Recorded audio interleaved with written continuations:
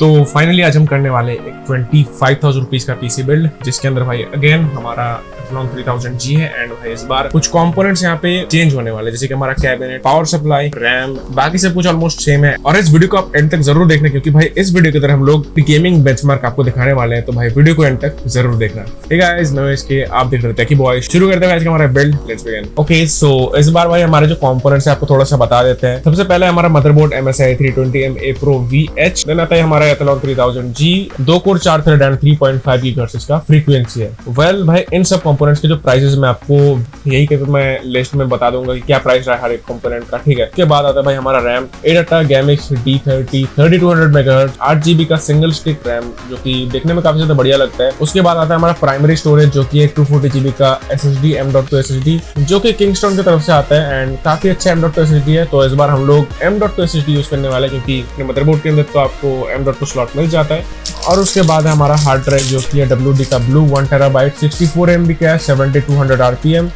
Basic अगर हम बात करते हैं स्टोरेज के बारे में, जिसके अंदर वीडियो एंड गेम्स आएंगे, उसके हिसाब से भाई काफी ज्यादा बढ़िया है, काफी अच्छे चॉइस है। उसके बाद आता है हमारा पावर सप्लाई, जो कि Antec का VP 450 वाट। और उसके बाद आता है हमारा cabinet, finally anti-sports ice 120 AG RGB cabinet है। इसके अंदर RGB थोड़ा सा कम है, बिल्ड एक्सपीरियंस काफी ज्यादा बढ़िया मिलेगा एंड काफी ज्यादा मिनिमल लुक आएगा इस कैबिनेट के अंदर। केबल मैनेजमेंट अच्छे से कर पाएंगे, इसीलिए हमने ये कैबिनेट चूज किया यहाँ पे। अब शुरू करते हैं अपने बिल्ड को।